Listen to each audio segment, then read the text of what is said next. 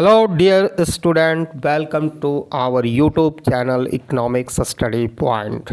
मैं इस वीडियो में डिस्कस करूंगा 10 back to back NTA UGC NET paper 2 economics का प्रीवियस ईयर्स आस्क्ड क्वेश्चन का सलूशन विद एक्सप्लेनेशन के साथ। तो वीडियो को शुरू करने से पहले आपसे हमारा रिक्वेस्ट है कि आप अगर हमारे चैनल पर पहली बार आए हैं तो प्लीज़ सब्सक्राइब करें और प्रेस करें bell icon for all notification, ताकि हमारे लेटेस्ट वीडियो का नोटिफिकेशन आप तक आसानी से पहुंच सके। तो पहला क्वेश्चन जो 51 शुरू होता है, frequently form loan waiver in India में give rise the problem of. किस तरह का प्रॉब्लम ये देता है? वो मोरल हैज़र्ड का प्रॉब्लम देता है। मोरल हैज़र्ड मतलब ये होता है कि आप बैंकिंग एवं अदर लैंडिंग जो इंस्टीट्यूशन होता है वो बहुत कम जानकारी होता है। जो बंदा लोन लेना चाहता है, ब्रोवर का एबिलिटी और विलिंगनेस टू पे के बारे में, देन द जो बंदा लोन लेता है, बैंकिंग इंस्टीट्यूशन के पास लेस इन्फॉर्मेशन होता है उस बंदे के बारे में जो लोन लेना चाहता है।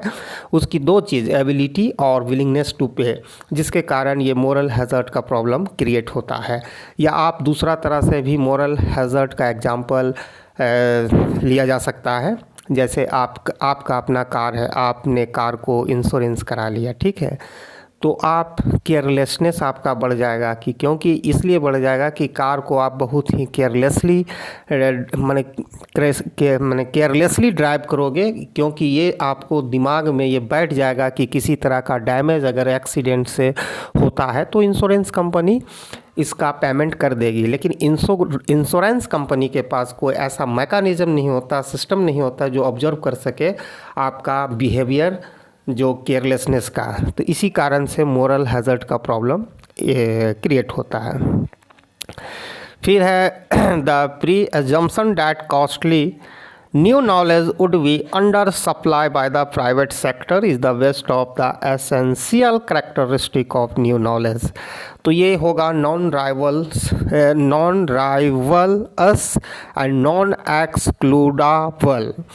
ऐसा इसलिए कि ये जैसे ही पब्लिक डोमेन में चला जाएगा, ये तो प्राइवेट सेक्टर द्वारा ज़रूर सप्लाई किया जा रहा है, लेकिन ये पब्लिक डोमेन में चला जा रहा है, जिससे ये पब्लिक गुड्स बनता है। और पब्लिक गुड्स का दो करेक्टरिस्टिक होता है, नॉन राइवलस एंड नॉन एक्सक्लूडेबल, ठीक है। तो तीसरा question, arrange the following states in descending order according to maternal mortality ratio MMR as per special bulletin of SRS May 2018। तो यहाँ पर आपको डिसेंडिंग ऑर्डर में चूज करना है।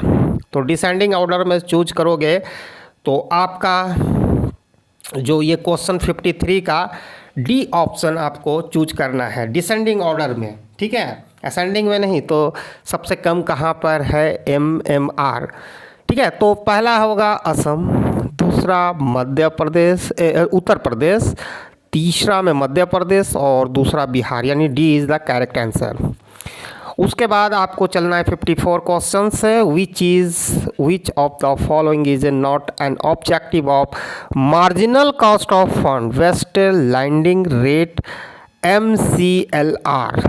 तो थोड़ा सा हम बता देते हैं MCLR क्या होता है। ये मिनिमम रेट ऑफ इंटरेस्ट होता है किसी बैंक का, जिसके नीचे वो किसी को मनी नहीं दे सकता है, लोन नहीं दे सकता है, ठीक है। तो इसका कौन सा यहाँ साफ लिखा हुआ, which is the not objective of MCLR का। तो जो करेक्ट जो आंसर होगा वो D, enable the RBI achieve the inflation target. अब यहाँ पर हो गया 55 number question 55, the problem of adverse selection arises due to asymmetry information. Asymmetry information का ही 2 पार्ट्स है, एक मोरल हैज़र्ड और दूसरा है एडवर्स सिलेक्शन, ठीक है। क्योंकि दो पार्टी को इक्वल इन्फॉर्मेशन नहीं होता है, बायर और सेलर जो होता है मार्केट में, दोनों को इक्वल इन्फॉर्मेशन नहीं होता है regarding to quality of product, जिसके कारण असिमेट्री इन्फॉर्मेशन उत्पन्न होता है। तो एडवर्स सिलेक्शन और मोरल हैज़र्ड दोनों ही असिमेट्रिक इन्फॉर्मेशन के कारण क्रिएट होता है। 56. To compute the index of sustainable economics welfare, which of the following correction is or are made in the value of GDP?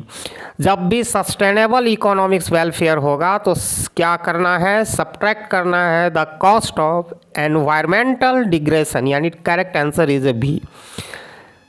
57. Which of the following is are true for Karl Marx theory of economics development?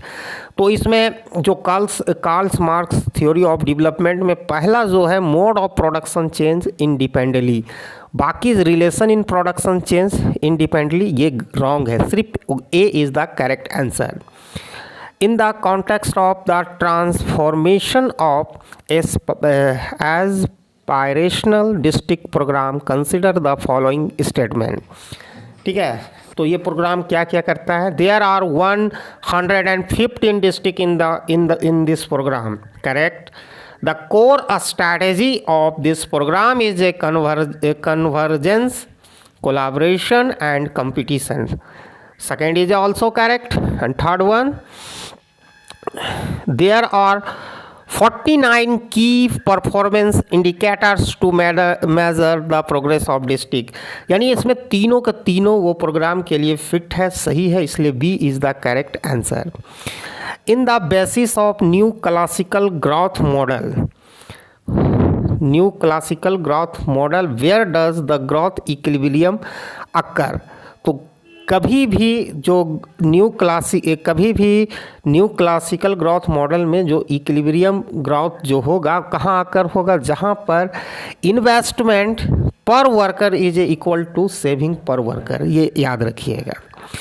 And TW Salters has a given following ratio in relation to education for economics growth.